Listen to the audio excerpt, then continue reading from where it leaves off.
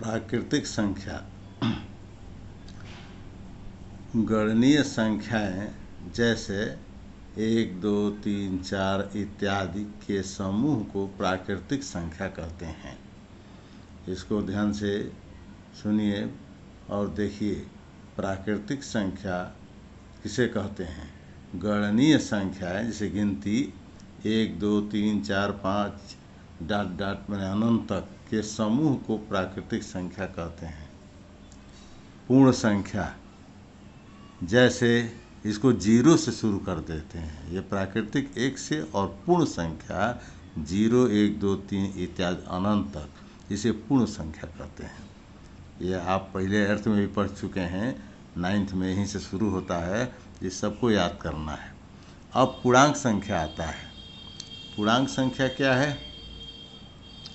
पूर्णांक संख्या समझने के लिए एक रेखा ले लेंगे लंबी, और इसके बीच में 0 पॉइंट मान लेंगे। 0 से दाहिने गिनती 1, 2, 3, 4, 5, इसको धनात्मक कहेंगे। इधर धन 1, धन 2, धन 3, धन 4, इधर धनात्मक रहेगा 0 से, इसको धनात्मक पूर्णांक संख्या कहेंगे।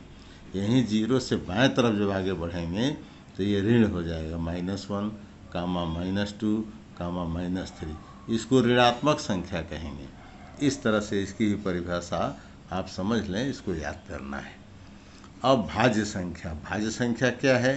तो 1 से बड़ी प्राकृतिक वह संख्या जो 1 या स्वयं के अलावा किसी दूसरी संख्या से विभाजित न हो, यानी किसी भी दूसरी संख्या से भाग दें तो विभाजित हो जाना चाहिए, विभाजित नहीं हो, विभाजित हो जाना चाहिए।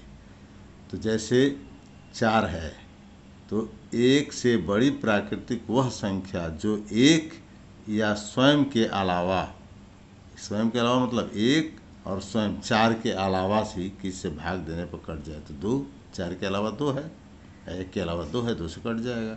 ये 2 और 3 से कटेगा, ये 2 से कटेगा, ये 2 और 5 से, ऐसे ऐसे कट जाएगा। तो जो भी किसी भी संख्या से अपने अलावा अगर भाग देने पर कट जाए, विभाजित हो जाए, उसे हम भाज्य संख्या कहते हैं। अब आता है अभाज्य संख्या, उसी के उल्टा है। इसमें क्या है कि जो अपने और 1 के अलावा दूसरी संख्या से विभाजित न हो, केवल अपने ही से या 1 से विभाजित होगा।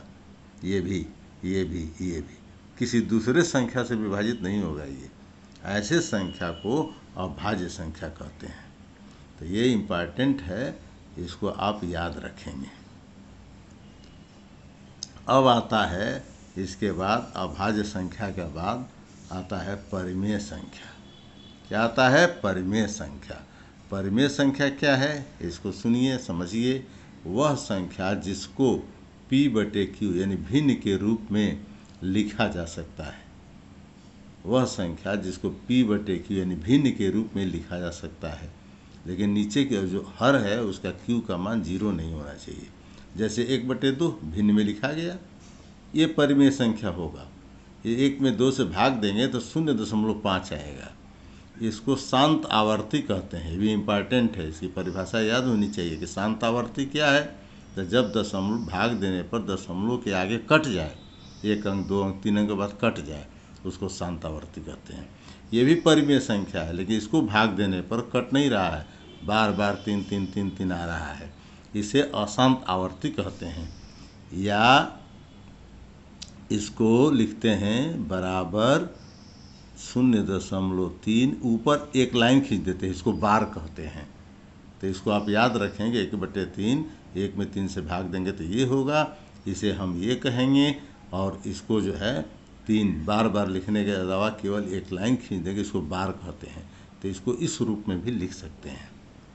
अब अपरिमेय संख्या, उसी को उल्टा, जिसको P/Q के रूप में नहीं लिख सकते हैं, वो बटे के रूप में नहीं लिख सकते हैं।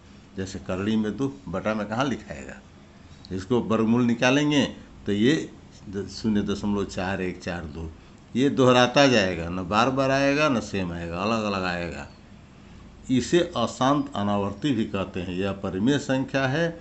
ऐसे बटे को, ऐसे करड़ी को जो वर्गमूल निकालने पर दशमलव में आ जाए और दोहराए, अंदर जाके रुके कहीं, तो इसे अशांत अनावर्ती कहते हैं। ये सब अभ्यास के सवाल लगाने में आपको ये सब याद करना पड़ेगा। ये उसके बाद पूर्ण संख्या ये और ये, इस तरह से हम संक्षेप में समझाने का प्रयास किए हैं। इसको आप कॉपी में नोट करके और याद कर लेंगे, तब अभ्यास का सवाल समझाएंगे।